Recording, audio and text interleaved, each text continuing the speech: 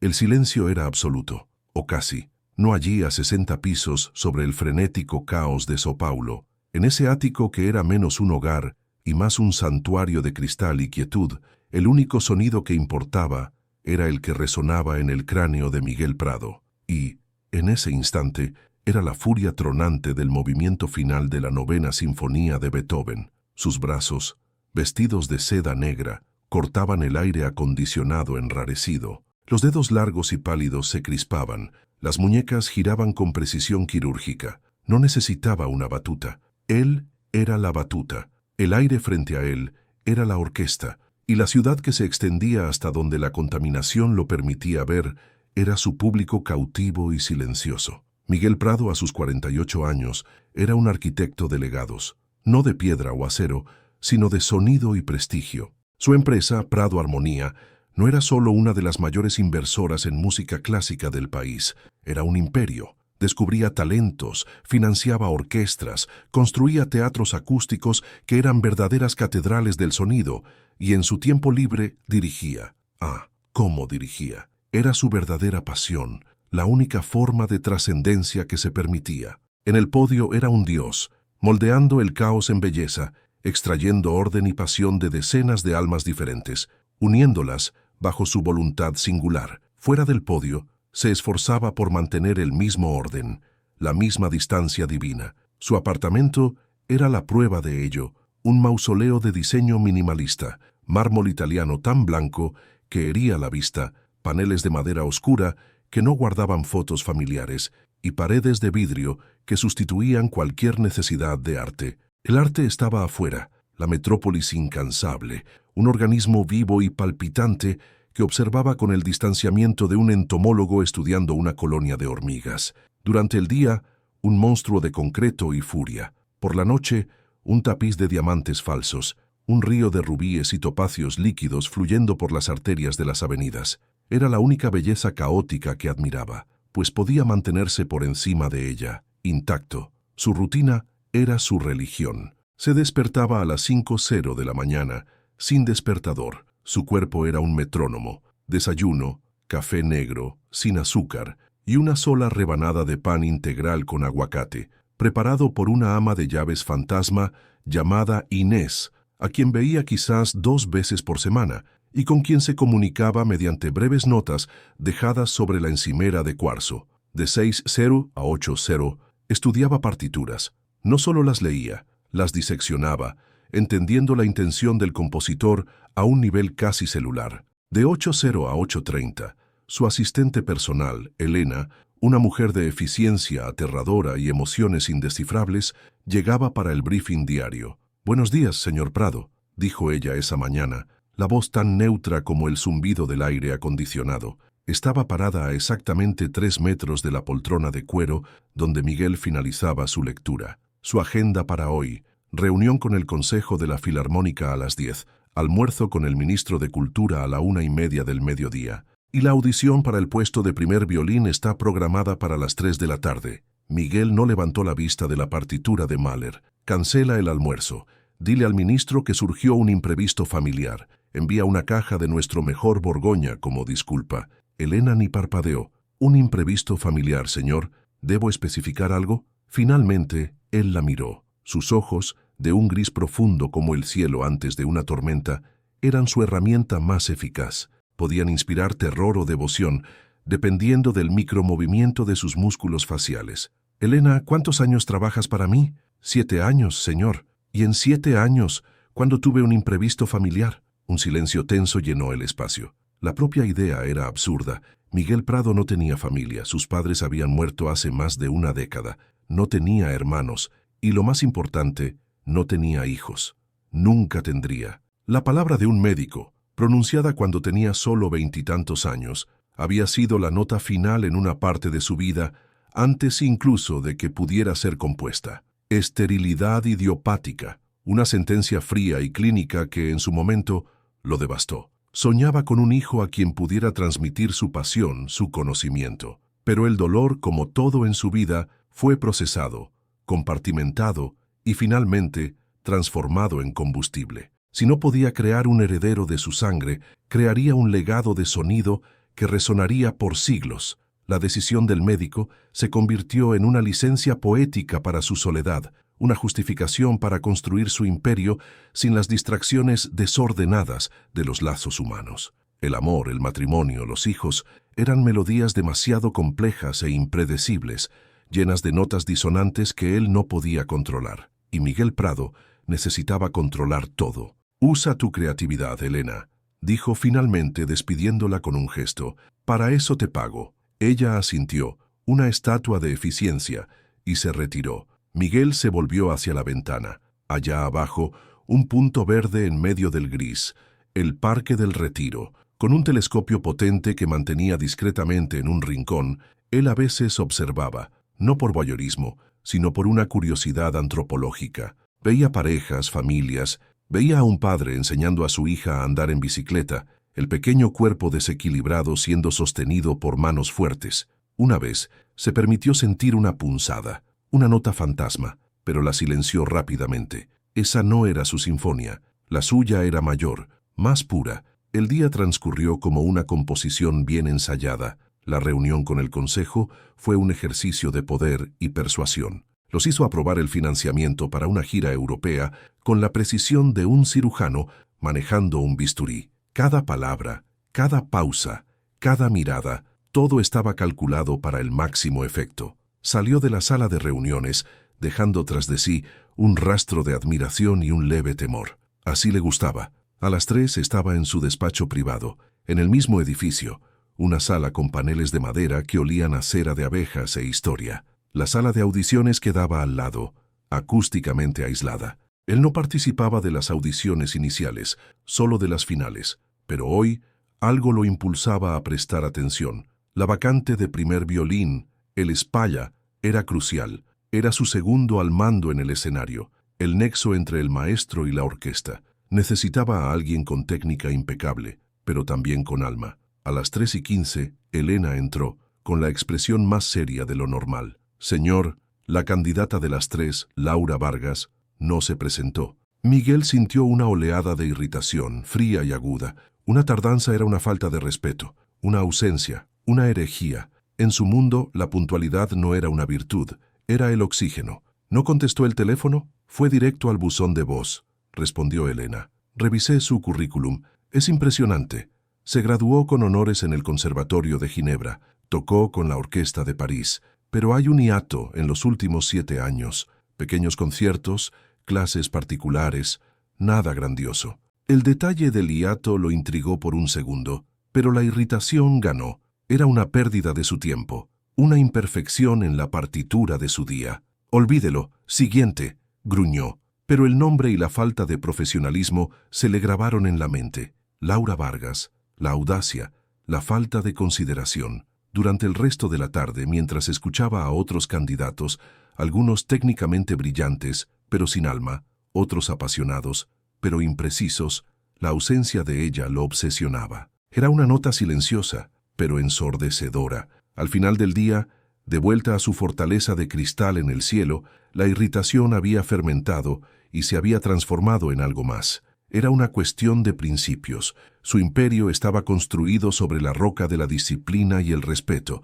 La actitud de aquella mujer era una grieta en esa roca. En un impulso completamente atípico, un fortísimo en medio de un pasaje pianísimo de su vida, decidió que la respuesta de Elena no era suficiente. Él mismo lo resolvería. Cogió el móvil, un monolito negro y sin adornos, y accedió al archivo que Elena le había enviado, el currículum de Laura Vargas, y ahí estaba el número de teléfono. Su pulgar se cernía sobre la pantalla. ¿Por qué estaba haciendo eso? Un empresario de su calibre no llamaba a candidatos ausentes, los descartaba, los olvidaba. Pero algo en esa situación, el hiato en su carrera, la audacia de la ausencia, lo compelía. Era una nota fuera de tono que necesitaba corregir personalmente. Con un suspiro de impaciencia consigo mismo, presionó el icono de llamada. El teléfono sonó 1, 2, 3 veces. Ya estaba listo para colgar, para enterrar el asunto, cuando la llamada fue atendida. Pero no hubo un «aló».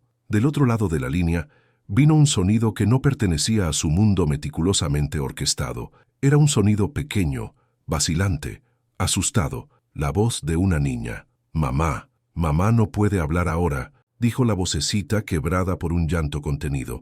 Estáse buscando la partitura que perdió, desde luego. Continuando directamente al final de la primera parte, vamos a sumergirnos en la conversación que cambiará para siempre el universo de Miguel Prado. Parte 2. La nota disonante. La voz. Era lo que desequilibraba el universo. El mundo de Miguel Prado estaba construido sobre sonidos que él comprendía, que podía nombrar, categorizar y regir. El legato suave de un violonchelo, el estacato preciso de un violín, el crescendo tronante de los metales. Incluso el silencio en su ático era un sonido que él controlaba, un silencio adagio, pesado y deliberado. Pero la voz que llegó a través de la línea telefónica era una anomalía, un sonido que no encajaba en ninguna partitura que él conociera. Era pequeña, fina como un hilo de seda y trémula con la humedad de lágrimas recién derramadas. Mamá no puede hablar ahora. Está buscando la partitura que perdió. La primera reacción de Miguel fue un flash de irritación pura y gélida. ¿Qué tipo de profesional descuidado permitía que una niña contestara su teléfono de trabajo? Era el colmo de la irresponsabilidad. Su intención era colgar, ordenar a Elena que pusiera el nombre Laura Vargas en una lista negra permanente y borrar el incidente de su memoria. Pero no colgó. La frase de la niña, tan obviamente un eufemismo ensayado, lo detuvo. Buscando la partitura que perdió. Había una tristeza en esa metáfora que trascendía la simple excusa. ¿Dónde está su madre? La voz de Miguel sonó más dura de lo que pretendía, el tono de un inquisidor, no de alguien hablando con una niña. Hubo una pausa al otro lado, un pequeño hipo contenido. Está en el cuarto. La puerta está cerrada. Póngala al teléfono. Era una orden. Estaba acostumbrado a dar órdenes y a ser obedecido. No puedo. La voz de la niña era casi un susurro. Ella dijo que necesita quedarse sola. Ella llora bajito para que yo no escuche, pero yo siempre escucho. Esa confesión, entregada con una honestidad brutal e inocente, fue la primera fisura en su armadura de impaciencia. Llora bajito para que yo no escuche. La imagen era incómoda, desagradable. Él no tenía espacio en su vida para el melodrama de extraños. ¿Qué partitura perdió?, insistió, cambiando de táctica, intentando descifrar el código. ¿Era para la audición de hoy? Creo que sí. Era una partitura muy importante. Ella dijo que esa iba a hacer que pudiéramos comprar comida en el supermercado de verdad, no solo en el lugar que dan las cosas que sobraron. Cada palabra era una pequeña piedra lanzada contra la ventana de cristal de su ático. Comida en el supermercado de verdad. La frase flotó en el aire estéril del apartamento de Miguel, un concepto tan ajeno como la vida en otro planeta. Él miró a su cocina, un showroom de acero inoxidable y tecnología alemana que era usada principalmente para hacer café. La noche anterior, su cena había consistido en un filete de corvina con puré de trufas, servido por uno de los restaurantes más caros de la ciudad. La yuxtaposición era tan violenta que lo dejó momentáneamente sin aliento. ¿Dónde está su padre?, preguntó Miguel, la pregunta surgiendo casi por reflejo, la solución lógica para el problema de un adulto ausente. No tengo padre, respondió la niña con una simplicidad desoladora, como quien constata que el cielo es azul. Mamá dice que él es una sinfonía que nunca terminó, que se fue antes de la parte más bonita. Una sinfonía que nunca terminó. La frase era poética, casi bella, y terriblemente familiar. Era algo que él mismo podría haber dicho. Miguel sintió un escalofrío recorrer su espalda, un estremecimiento que nada tenía que ver con la temperatura controlada del ambiente. La irritación se estaba disipando, siendo reemplazada por una curiosidad intensa y alarmante. Era un hombre que odiaba los misterios, pues los misterios eran incontrolables, y él estaba en medio de uno. ¿Cómo te llamas?, preguntó, su voz suavizándose por primera vez, casi imperceptiblemente. Clara. ¿Y cuántos años tienes, Clara? 7. 7. El número resonó en la mente de Miguel. 7 años, el mismo tiempo de la laguna en el currículum de Laura Vargas. La coincidencia era una nota disonante, imposible de ignorar. Una alarma silenciosa comenzó a sonar en los rincones más profundos de su mente. Clara, dijo lentamente, eligiendo las palabras con el cuidado de un músico afinando un instrumento raro. Tu madre habla de esa sinfonía, del hombre que se fue. A veces, cuando está triste y mira una foto vieja, es de una fiesta, en una ciudad con unas piedras raras en el suelo. Ella está tocando el violín y el hombre la mira de una manera que nadie nunca me mira a mí. Piedras raras en el suelo. La mente de Miguel viajó instantáneamente. Para ti, las calles de adoquines irregulares, la arquitectura colonial, la humedad del aire mezclada con el olor a brisa marina y cachaza. Él había estado allí solo una vez, hace 7, quizás 8 años, para la Flipeló, el festival literario y musical. Había sido una rara concesión a la espontaneidad, un desvío de su rígida rutina. La alarma en su mente sonó más fuerte. «¿Y cómo es ese hombre en la foto, Clara?», preguntó, el corazón comenzando a latir a un ritmo irregular, un acelerando que él no controlaba. «Es alto, tiene el pelo oscuro, pero con algunas canas aquí», describió la niña, y Miguel casi podía sentir un dedo fantasma señalando sus propias sienes. «Y no está sonriendo de verdad, es una sonrisa solo en el ángulo de la boca. Mamá dice que era demasiado serio, que tenía miedo de la música alta de la vida». El aire se volvió escaso en sus pulmones. Cada descripción era un golpe de martillo en un diapasón, haciendo vibrar cuerdas dentro de él que no sonaban hacía años. Miedo de la música alta de la vida. Era una acusación, una que él mismo se había hecho en raras noches de insomnio. «¿Tu madre ya dijo su nombre?». La pregunta salió como un suspiro, un hilo de sonido. Se sentía al borde de un precipicio, mirando a un abismo oscuro. Hubo una pausa. Miguel escuchó un ruido como si algo fuera arrastrado del otro lado de la línea. «Tengo la caja de secretos de mamá», susurró Clara, conspirativamente. «La foto está aquí. Tiene algo escrito atrás, con su letra.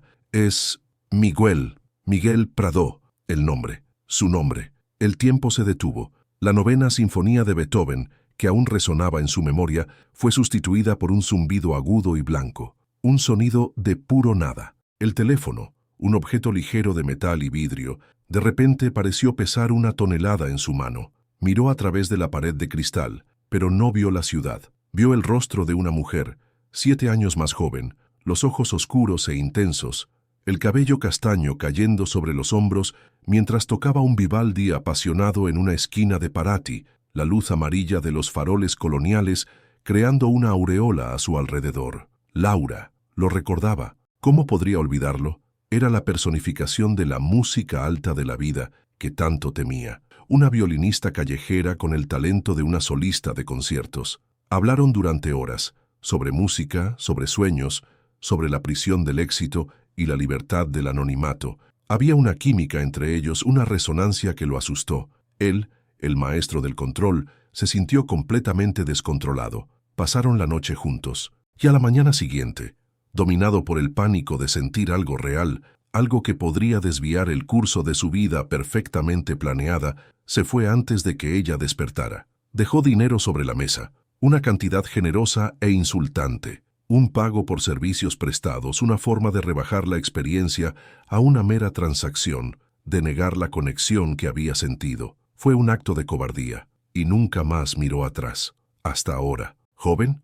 ¿Sigue ahí?». La voz de Clara lo sacó del abismo de la memoria. Miguel no podía hablar, tenía la garganta cerrada.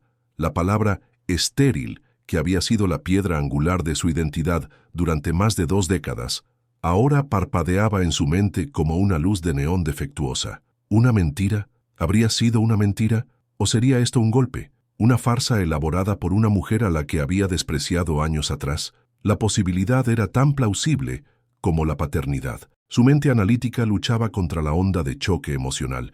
Necesitaba datos, necesitaba pruebas. «Clara», logró decir, la voz ronca, extraña a sus propios oídos. «Dile a tu madre, dile que la contactaré». Colgó el teléfono antes de que la niña pudiera responder. El aparato se le deslizó de la mano sudorosa y cayó con un golpe sordo sobre la alfombra persa. Miguel se tambaleó hasta la pared de cristal y presionó las palmas de las manos contra la superficie fría. Allá abajo la ciudad continuaba su ritmo indiferente, pero para él el mundo había cambiado de tono. La clave había sido alterada. La sinfonía de su vida, que creía haber compuesto y dirigido a la perfección, acababa de recibir una nueva y chocante partitura impuesta a la fuerza. Paternidad. La palabra era un trueno silencioso. La repitió en su mente. Padre. La palabra era extraña, imposible. Él, que había construido un imperio para llenar el vacío dejado por la ausencia de un heredero, podría tener una hija. Una niña de 7 años que describía la tristeza de su madre con una claridad desgarradora. Cayó la noche. Las luces de la ciudad se encendieron, pero por primera vez no le trajeron consuelo ni un sentimiento de poder. Parecían distantes, frías, ajenas al terremoto que ocurría dentro de él. No comió, no leyó, simplemente se quedó allí, mirando al vacío, mientras el recuerdo de Paraty y la voz de Clara libraban una batalla en su mente. La imagen de su cobardía, dejando el dinero sobre la mesa, la imagen del rostro dormido de Laura, el sonido del llanto silencioso de una madre y la revelación de una niña. Las horas se arrastraron. Llegó la madrugada, pintando el cielo con tonos de morado y gris, y con las primeras luces del día, la parálisis dio paso a la acción. El maestro estaba de vuelta al mando, pero la música era diferente. Ya no se trataba de legados sonoros, sino de la búsqueda frenética de la verdad. Cogió el teléfono y marcó el número de Elena. Eran las 4:30 de la mañana. «Señor Prado», su voz estaba soñolienta, pero instantáneamente alerta. «Elena, necesito que me ayude». Ahora, su tono no era el de un jefe, sino el de un hombre que se ahoga. «Quiero que averigüe todo sobre una mujer llamada Laura Vargas y sobre una niña. Una niña llamada Clara Vargas de aproximadamente 7 años. No quiero un currículum, quiero una vida. Direcciones, cuentas, registros escolares, partida de nacimiento, cualquier cosa. Quiero saber dónde están, qué comen, cómo viven. Usa todos los recursos. Contrata a quien sea necesario. No me importa el costo. Lo único que importa es la discreción absoluta. Nadie puede saber que estoy investigando. Quiero un dossier completo en mi escritorio antes del mediodía. ¿Entendido?». Hubo una fracción de segundo de silencio al otro lado, tiempo suficiente para que Elena registrara la urgencia sin precedentes y el tono casi febril en la voz de su jefe. «Entendido, señor Prado. Antes del mediodía». Colgó. El sol estaba saliendo, incendiando los bordes de los rascacielos. Miguel Prado observó el amanecer, pero no como el maestro en la cima de su mundo. Lo observó como un hombre que acababa de descubrir que el suelo bajo sus pies podría no ser real. Se vio en el reflejo del vidrio, el cabello oscuro con canas en las sienes, la sonrisa que solo existía en el rabillo de los labios. El hombre serio, con miedo a la música alta de la vida, el hombre de la foto, la sinfonía inacabada. Y por primera vez en su vida adulta, Miguel Prado sintió un miedo genuino, una nota aterradora y primordial que no sabía cómo dirigir. Las 7 horas que siguieron a su llamada a Elena fueron el lapso de tiempo más largo y torturante de la vida de Miguel Prado. El sol, que había visto nacer como una llaga en el cielo, ahora ascendía indiferente, inundando su ático con una luz clara e implacable que parecía exponer cada grano de polvo, cada duda en su alma. Él, un hombre que vivía en compases precisos de minutos y segundos, se sentía a la deriva en un océano de tiempo deforme. Intentó trabajar. Se sentó frente a una partitura de Stravinsky, La consagración de la primavera, con sus ritmos salvajes y paganos. Normalmente, la complejidad lo absorbería, pero ahora las notas parecían un borrón sin sentido, una burla a su propia pretensión de regir el caos.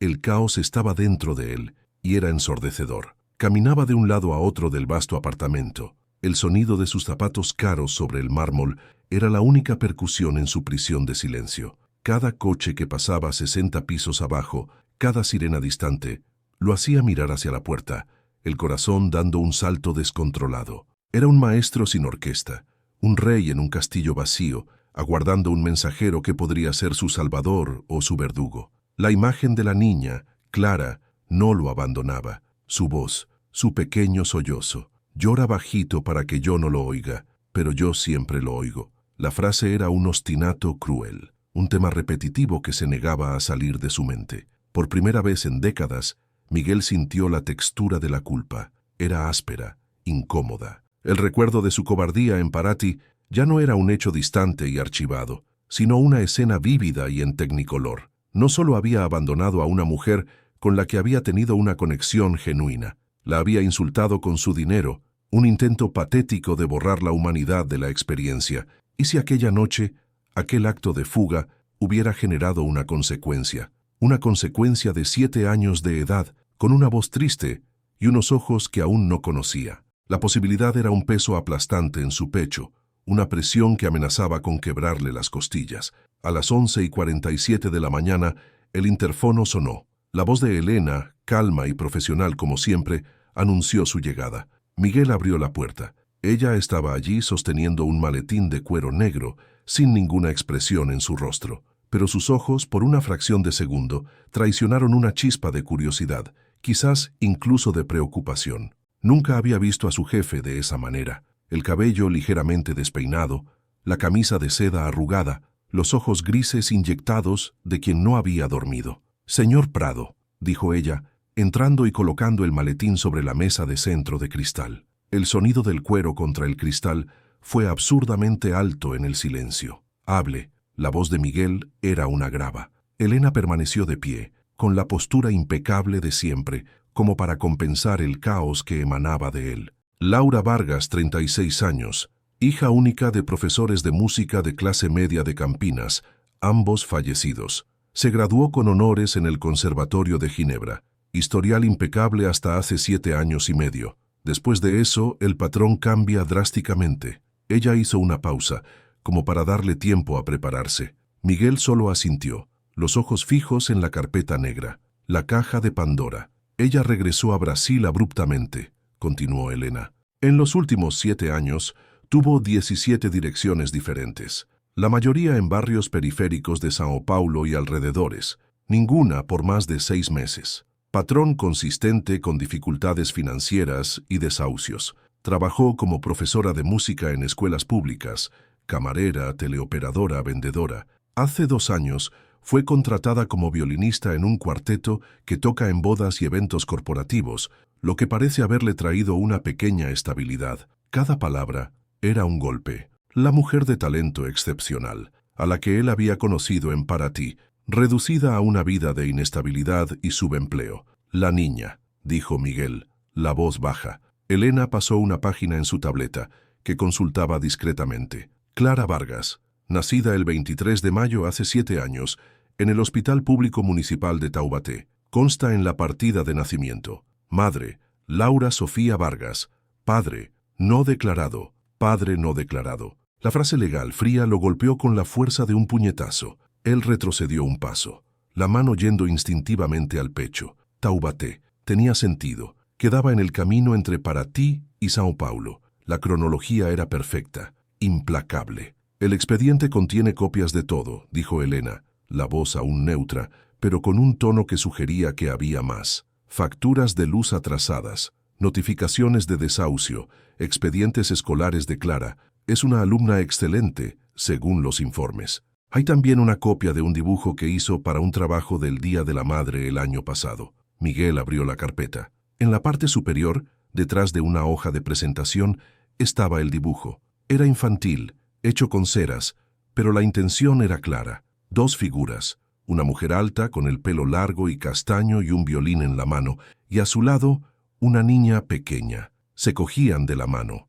Sobre ellas, un sol amarillo y sonriente. Pero en una esquina del dibujo, una pequeña figura masculina dibujada en gris, casi como un fantasma, estaba de espaldas, alejándose. El corazón de Miguel se paró. Él hojeó los documentos. Eran la anatomía de una lucha, la prueba fría y burocrática de la historia que Clara le había contado por teléfono. El hambre, el miedo, la inestabilidad. Y todo apuntaba a un origen, una noche en Paraty. Su acto de desaparición no solo había terminado una sinfonía, había dado inicio a una ópera de dificultades para ella y para una niña que él ni siquiera sabía que existía. «La cuestión de mi condición», dijo Miguel, sin mirar a Elena, la palabra esterilidad demasiado pesada para ser dicha en voz alta. Elena comprendió. «Hice una verificación preliminar, señor. El médico que le dio el diagnóstico, doctor Arnaldo Peixoto, se jubiló 5 años después.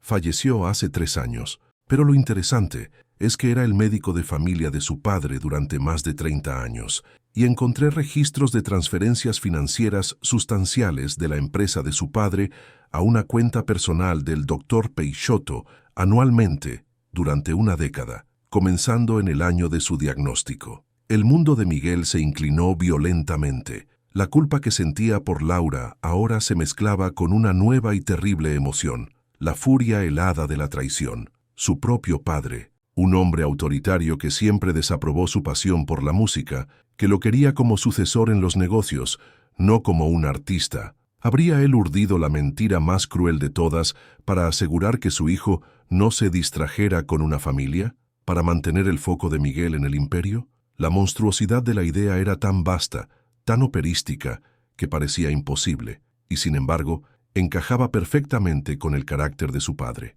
Cerró la carpeta. El sonido fue definitivo. El tiempo de la duda había terminado. La negación era un lujo que ya no podía permitirse. La probabilidad de que Clara fuera su hija era abrumadoramente alta, pero la probabilidad no era certeza. Y Miguel Prado, el maestro del control, necesitaba certeza, necesitaba la prueba final, irrefutable. Elena, dijo, la voz ahora firme, la del maestro de vuelta al mando, pero dirigiendo la pieza más difícil de su vida. Prepara mi coche y busca un laboratorio, el mejor, el más rápido y discreto de la ciudad. Quiero una prueba de ADN de paternidad y quiero los resultados en 24 horas, sin importar el costo. Caminó hasta el teléfono y consigue la dirección actual de Laura Vargas, no la dirección del expediente, la dirección exacta de donde ella y Clara están en este preciso momento. Yo mismo iré hasta allí. Elena, por primera vez en 7 años,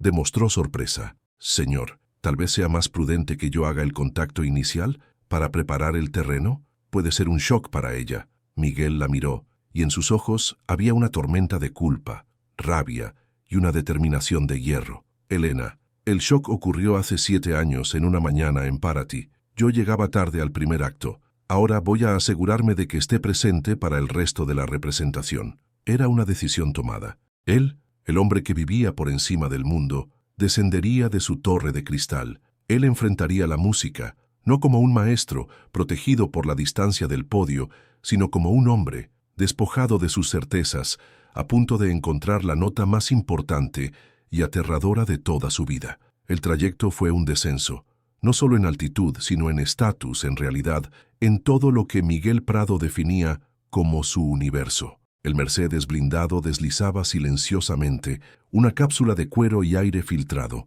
inmune al mundo exterior. Pero hoy, por primera vez, Miguel sentía la ciudad pulsando desde fuera del cristal oscurecido. Dejó atrás las avenidas anchas y arboladas de los jardines, donde los escaparates eran galerías de arte y la gente caminaba con la prisa calculada de quien tiene el tiempo a su favor. Lentamente, el escenario comenzó a desdibujarse, a transformarse. Los edificios espejados dieron paso a casas comerciales con fachadas descoloridas. El asfalto liso se volvió lleno de baches. El silencio del lujo fue sustituido por la cacofonía de la vida real, el sonido de bocinas impacientes, el grito de un vendedor ambulante, el ritmo de un funk que salía de las ventanas de un autobús abarrotado. Era la Sao Paulo que veía desde su torre, la mancha urbana abstracta, pero que ahora ganaba textura, olor y sonido. Un olor a fritura y diésel, un sonido de lucha y de vida. Era nauseabundo y fascinante. En su regazo el maletín de cuero negro parecía un artefacto de otro planeta. Dentro de él, la vida de Laura y Clara, reducida a papeles y números, pero a donde él iba no habría papeles, habría rostros. Elena le había dado la dirección con una eficiencia que rozaba lo macabro. Un conjunto de edificios bajos, en un barrio de la zona este, que Miguel solo conocía de nombre, un lugar que asociaba con estadísticas de tráfico y violencia en los periódicos. Mientras el coche entraba por calles cada vez más estrechas, sentía un apretón en el pecho. Era el territorio de ella. Él era el invasor.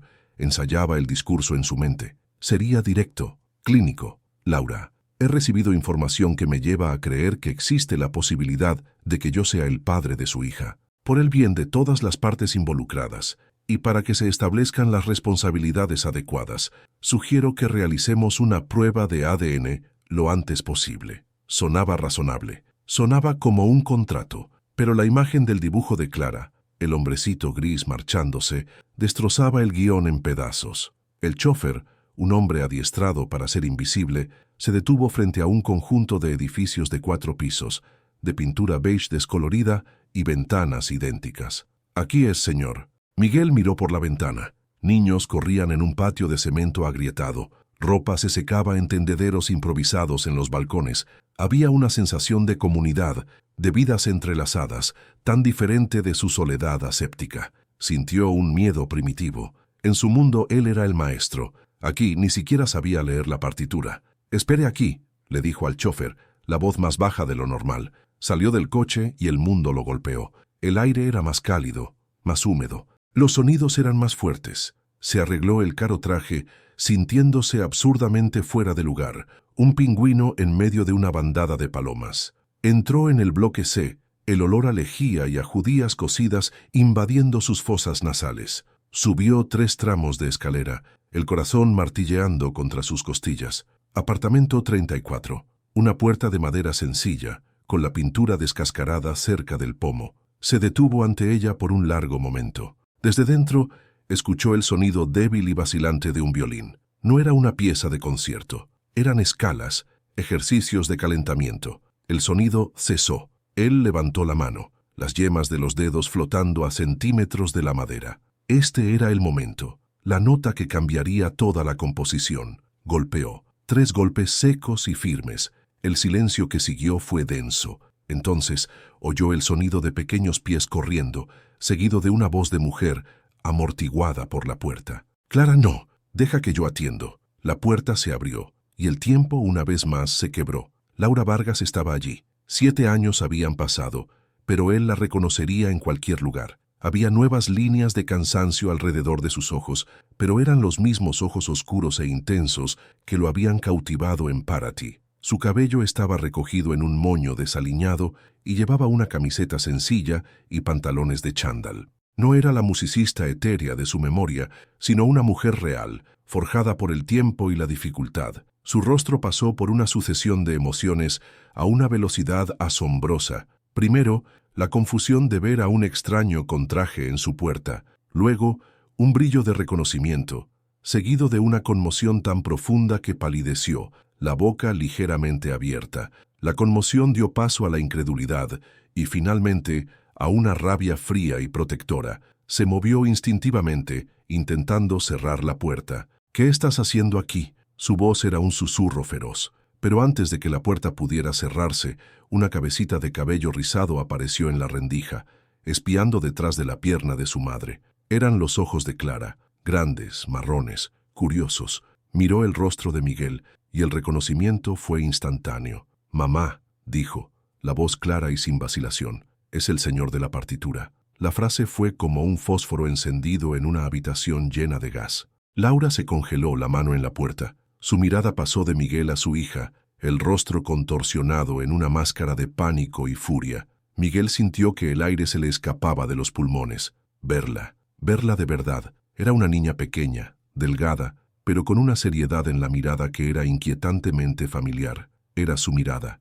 Él la veía todos los días en el espejo. Ese era su ADN, allí, parado en el pasillo, mirándolo. El expediente era un fantasma. Aquella niña era de carne y hueso. «Laura», logró decir el nombre raspándole la garganta. Todo su discurso ensayado, toda su pose clínica se evaporó. «¿Cómo me encontraste?», siseó ella, el cuerpo tenso como una cuerda de violín a punto de romperse. «¿Qué quieres? ¿Viniste a dejar más dinero? La cotización cambió en los últimos 7 años». El veneno en sus palabras lo hirió, pero se lo merecía. Se merecía cada gota. «No, necesitamos hablar», dijo él, la voz sorprendentemente inestable. «No, no necesitamos. No tenemos nada que hablar. Tú lo dejaste bien claro hace 7 años». Intentó cerrar la puerta de nuevo, pero él puso la mano extendida sobre la madera, impidiéndoselo. Un gesto del que se arrepintió en el instante en que lo hizo. Fue un acto de poder, un reflejo de quién era, y era lo último que aquella situación pedía. La mirada de Laura ardía. «Quita la mano de mi puerta, por favor», dijo él, y la palabra sonó extraña en su propia boca. No pedía, ordenaba. 5 minutos, por ella. Miró a Clara, que ahora se aferraba a la pierna de su madre, la mirada fija en él, una mezcla de miedo y fascinación. Fue la mirada a la hija lo que quebró la resistencia de Laura. Vio la determinación en el rostro de Miguel, una determinación que no veía desde aquella noche en Paraty, Brasil. Con un suspiro que era pura derrota y rabia, retrocedió, abriendo la puerta. El apartamento era minúsculo, una pequeña sala que servía también como comedor, muebles sencillos, desgastados por el uso, estanterías llenas de libros y partituras, un olor a hogar, a vida, a cosas que él no entendía. Estaba limpio, estaba ordenado, pero la pobreza era palpable, un silencio incómodo entre los muebles. En un rincón, el estuche de un violín, abierto. «Di lo que tengas que decir y vete», dijo Laura con los brazos cruzados, colocándose entre él y Clara un escudo humano. Miguel entró, sintiéndose un gigante torpe en aquel espacio pequeño. Su traje parecía gritar opulencia. Se sentía obsceno. «Sé», comenzó él, la voz baja, sobre Clara. «No sabes nada», replicó ella. «No tienes derecho ni a decir su nombre. Recibí tu currículum», continuó él, intentando encontrar un camino, una lógica, la audición, el hiato de 7 años. «Yo llamé, y una niña contestó», completó Laura, la voz goteando sarcasmo. «Imagino el choque para el gran maestro Miguel Prado. Gente de verdad, con problemas de verdad. Debe haberte arruinado el día». «Sí», admitió él con una honestidad que la sorprendió. «Arruinó, destruyó, lo cambió todo».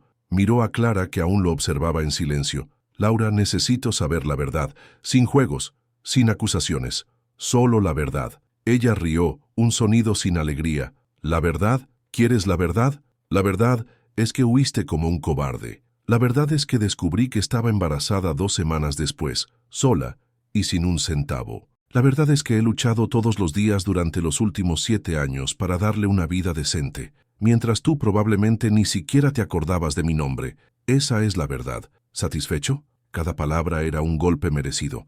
Él las absorbió, sin defenderse. «No», dijo él finalmente, «no satisfecho, porque hay otra verdad. Toda mi vida me dijeron que no podía tener hijos, que era estéril». Laura lo miró, la rabia en su rostro dando paso a un destello de confusión. «¿Qué? Fue un diagnóstico que recibí cuando tenía 20 años. Fue la base sobre la que construí toda mi vida», explicó él, la voz ganando una intensidad urgente. «Nunca, en 1.000.000 de años, consideré la posibilidad. Hasta ayer». Vio la duda en sus ojos. Ella no sabía si le creía, si aquello era solo otro truco, una excusa. «No me importan tus excusas», dijo ella, la voz más débil. «Eso no cambia nada. Cambia todo», insistió él. «Laura, si ella es mi hija, si hay la más mínima posibilidad, no puedo, no voy». Se detuvo, incapaz de articular la enormidad de lo que sentía, la culpa, la responsabilidad, la extraña y aterradora punzada de esperanza. Respiró hondo, volviendo a su plan original, lo único concreto a lo que podía aferrarse. «Quiero hacer una prueba de ADN». La petición tan clínica, tan fría, trajo la raiva de vuelta a su rostro. «Ah, claro, el procedimiento estándar. Entras en mi vida, lo pones todo patas arriba y ahora quieres una prueba científica, como si ella fuera un artículo en una subasta que necesitas autenticar antes de pujar». «No es eso», dijo él, frustrado con su propia incapacidad para comunicarse. «Es para asegurarme, para que no haya dudas, para mí, para ti, para ella». «No tengo dudas, Miguel», dijo ella, el nombre sonando como una maldición. «He vivido con la certeza todos los días». Se miraron en un impasse. La tensión era tan espesa que se podía cortar con un cuchillo. Fue Clara quien la rompió. Dio un paso al frente, saliendo de detrás de su madre. «¿Tú eres la sinfonía?», preguntó ella, la voz pequeña, pero clara, mirando directamente a Miguel. «¿La que nunca terminó?». El golpe fue directo al corazón. Miguel sintió que le fallaban las rodillas. Se agachó, poniéndose a su altura, un movimiento que pareció exigir un esfuerzo hercúleo. Miró a los ojos de aquella niña y vio un universo de preguntas. «No lo sé», respondió él con la voz entrecortada, «pero me gustaría descubrirlo». Laura observaba la escena, el corazón en una guerra civil. La raiva que sentía por aquel hombre luchaba contra el dolor que veía en sus ojos, y por encima de todo el amor por su hija. Clara merecía respuestas, merecía más que la vida que ella podía darle. «La prueba», dijo ella, la voz resignada. «Haremos la prueba, pero con mis condiciones». Miguel se levantó, la mirada aún fija en Clara, pero la atención puesta en Laura. «Cualquier condición. Será en un laboratorio de mi elección, y tú nunca más aparecerás en mi puerta sin avisar. El contacto se hará a través de abogados o de un tercero.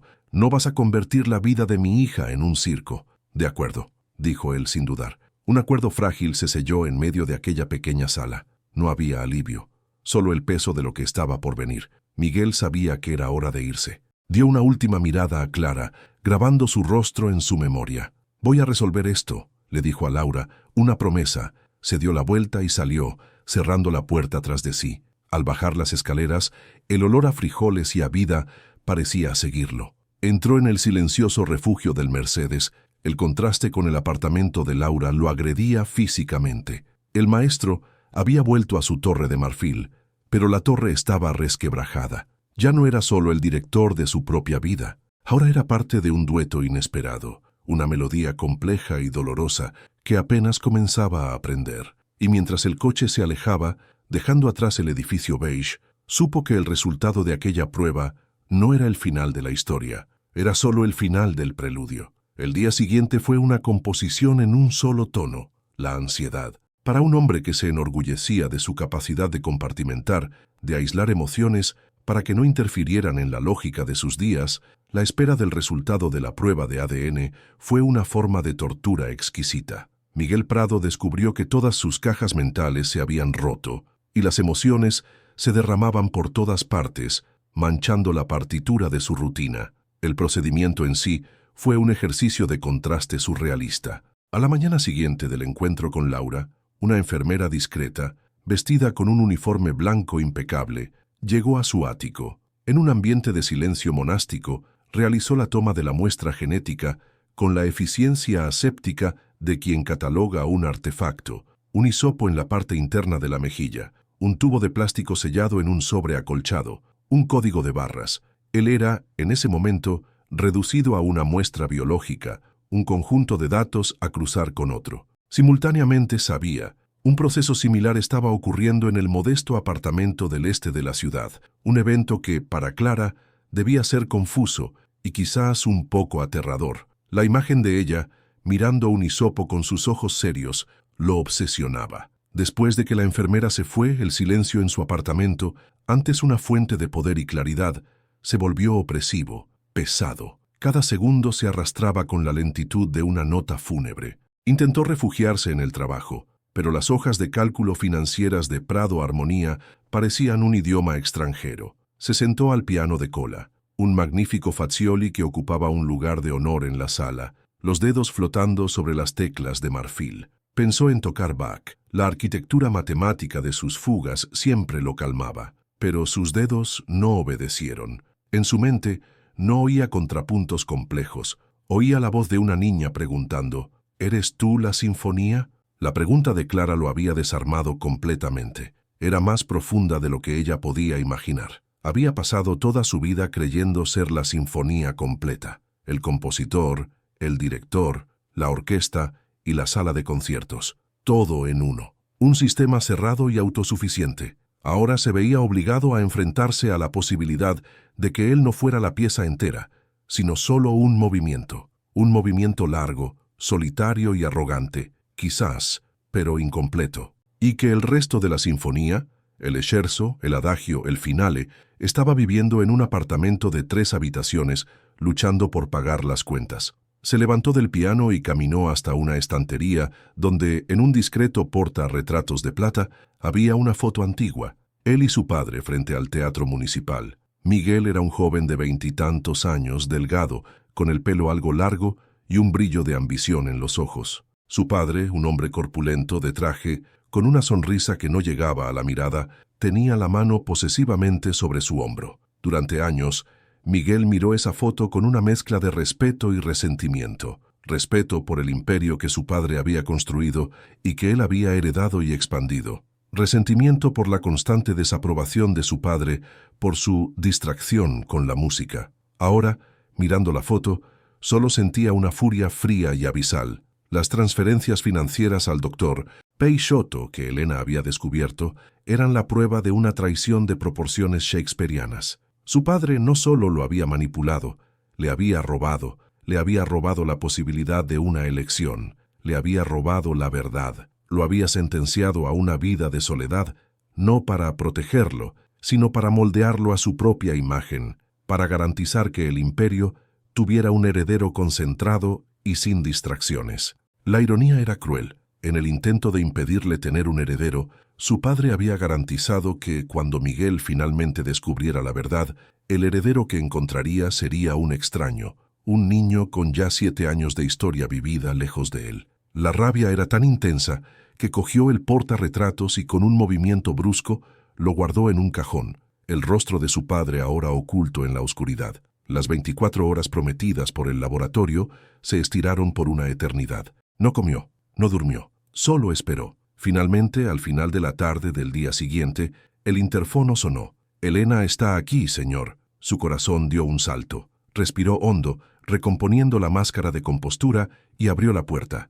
Ella estaba allí, sosteniendo un único sobre blanco, grande y pesado. Su rostro estaba, como siempre, impasible, pero no se lo entregó inmediatamente. «El resultado llegó», dijo ella, la voz suave. «¿Cómo quiere proceder?» Era su manera de preguntarle si estaba bien, si estaba listo. «Entréguemelo», dijo él, la voz firme. Cogió el sobre. Estaba frío al tacto. Caminó hasta la pared de vidrio, dándole la espalda a Elena, necesitando ese momento de privacidad. Miró la ciudad abajo, un borrón de luces que comenzaban a encenderse con el crepúsculo. Por un instante, pensó en no abrirlo, en romper el sobre y tirar los pedazos al vacío, en volver a su vida de certezas, aunque fueran certezas falsas, pero sabía que no podía. La nota disonante había sido tocada. La composición ya estaba alterada para siempre. Con los dedos ligeramente temblorosos, rasgó la solapa del sobre. Dentro había un informe de varias páginas, lleno de gráficos de marcadores genéticos y jerga científica, pero no necesitaba leer todo. Sus ojos fueron directamente a la última página, a la conclusión. Lo leyó 1, 2, 3 veces, las palabras grabándose en su retina. Análisis de vínculo genético solicitante. Miguel Almeida Prado. Hija. Clara Vargas. Conclusión. La probabilidad de paternidad es de 99.999%. Con base en los marcadores de ADN analizados, Miguel Almeida Prado no puede ser excluido como el padre biológico de Clara Vargas. El mundo no se derrumbó con un estruendo, se disolvió en un silencio profundo y absoluto. El papel en su mano era la prueba, la matemática de la biología. La verdad irrefutable, 99.999%. El ínfimo margen de duda era una formalidad estadística, una burla de la certeza absoluta que ahora sentía en cada célula de su cuerpo. Era padre. La palabra resonó en el silencio de su mente. Padre. Bajó el papel, el brazo cayendo a un lado del cuerpo. El reflejo en el vidrio le mostró a un extraño. Un hombre de 48 años, en el apogeo de su poder y éxito, que acababa de descubrir que el pilar central de su existencia era una mentira y que la pieza más importante de su vida había estado faltando durante 7 años. Una ola de emociones lo golpeó, tan avasalladora que tuvo que apoyarse en el vidrio frío para no caer. Estaba la rabia por su padre, estaba la culpa aplastante por Laura y por todo lo que ella había pasado. Estaba el miedo a lo desconocido, a un futuro que no sabía cómo gobernar. Pero debajo de todo eso había algo más, algo que no sentía hacía mucho, mucho tiempo. Una pequeña y frágil semilla de ¿alegría? No, era más complejo que eso. Era un sentimiento de conexión, de pertenencia. La sinfonía de su vida no estaba incompleta. Tenía otro movimiento que acababa de descubrir. «¿Señor Prado?» La voz de Elena, lejana, lo trajo de vuelta. Se giró. La máscara había caído. Su rostro estaba desnudo,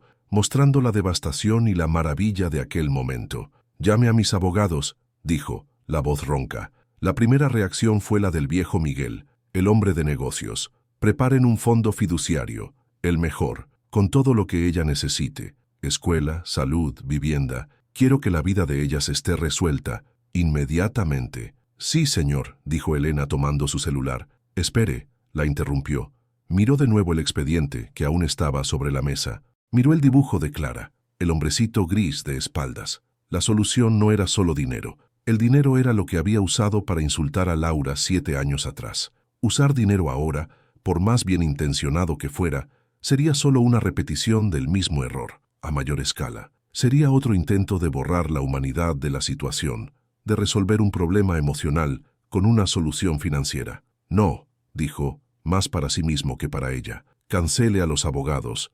Por ahora». Se acercó a la mesa y tomó el dibujo.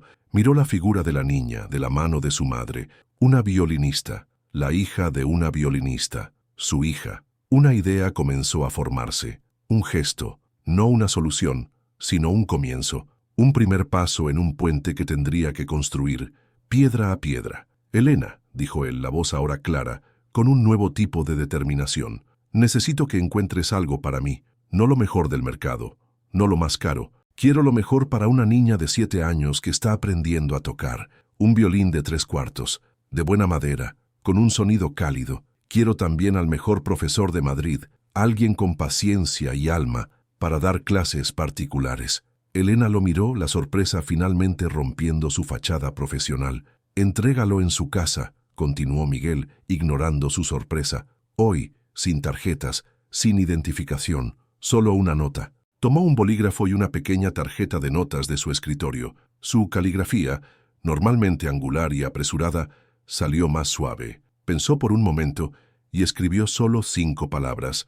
Para que la música nunca pare. Entregó la nota a Elena. Asegúrate de que ella reciba esto. Sí, señor, dijo ella, tomando la nota con una delicadeza que él nunca había visto en ella. Después de que ella salió, Miguel se quedó solo de nuevo, pero el silencio ya no era opresivo, era diferente. Estaba lleno de potencial, lleno de una nueva y aterradora melodía. No sabía cuáles serían las próximas notas. Sabía que el camino sería difícil, que la rabia de Laura era justificada y que la confianza era algo que le llevaría años merecer, si es que lo conseguía. Pero al mirar por la ventana a la ciudad que se iluminaba, ya no se sentía como un maestro en su torre, dirigiendo un mundo distante. Se sentía como un alumno, ante una partitura nueva e increíblemente compleja. Y por primera vez en su vida no tenía miedo. Estaba listo para aprender. La llegada del violín fue un evento silencioso, pero con el impacto de una explosión.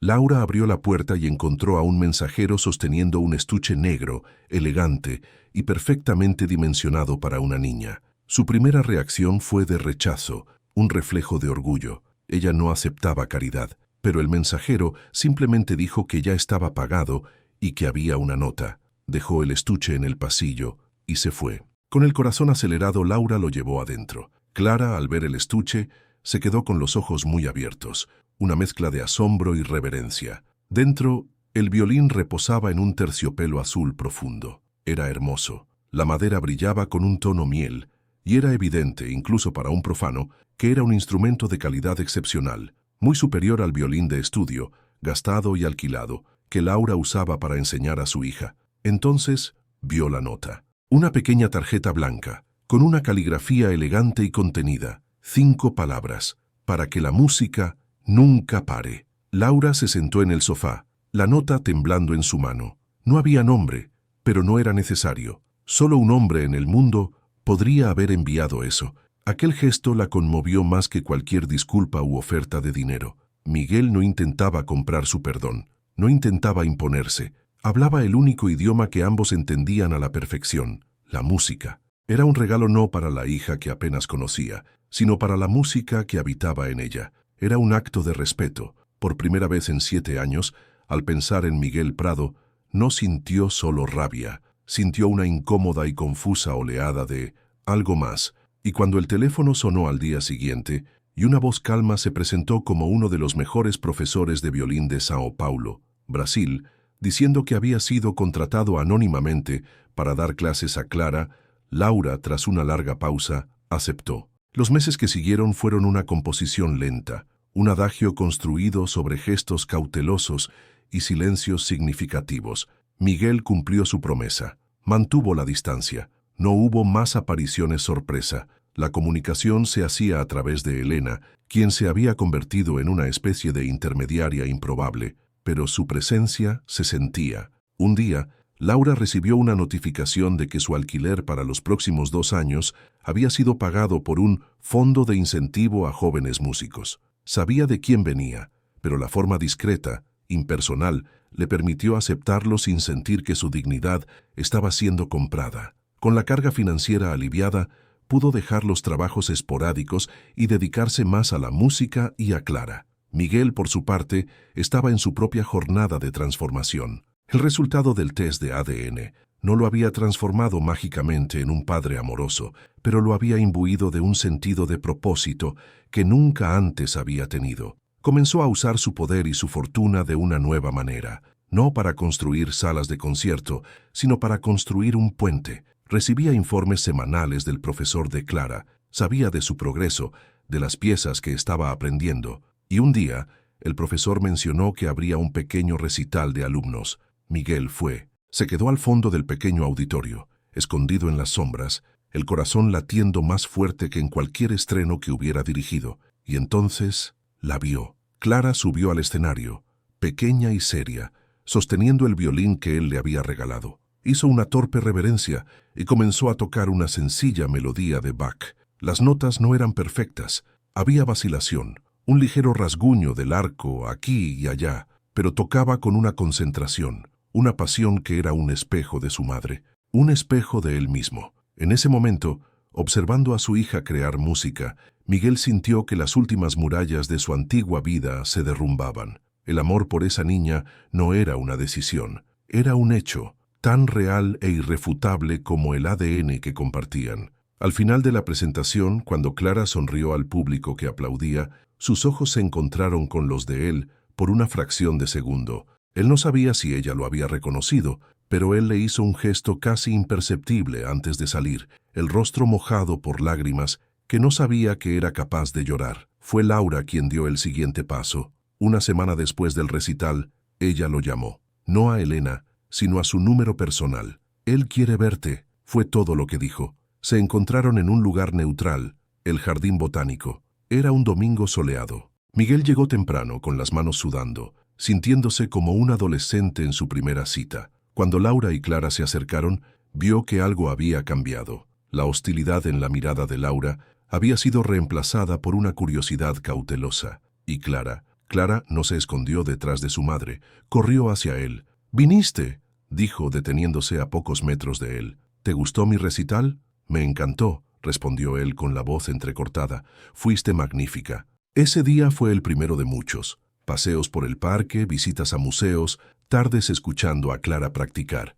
Miguel aprendía a ser padre en pequeños pasos. Aprendió que no le gustaba el brócoli, que tenía miedo a los truenos y que su color favorito era el azul del terciopelo del estuche de su violín. Laura observaba todo con una distancia calculada, pero Miguel veía el deshielo en sus ojos. Empezaron a conversar sobre música, sobre el pasado, sobre los 7 años perdidos. Él le contó sobre la traición de su padre, no como una excusa, sino como una confesión. Ella le contó sobre la soledad y las dificultades, no como una acusación, sino como un testimonio. Una amistad frágil pero genuina estaba naciendo de las cenizas de su historia turbulenta. La crisis llegó un día perfecto de otoño. Estaban en un picnic en el parque. Miguel le contaba a Clara historias sobre los grandes compositores, y Laura sonreía, una sonrisa genuina y relajada que él no veía desde Para ti. De repente, en medio de una carcajada, Clara palideció, se llevó la mano al pecho y se desplomó en el césped. El mundo de Miguel se transformó en un túnel de pánico y sirenas.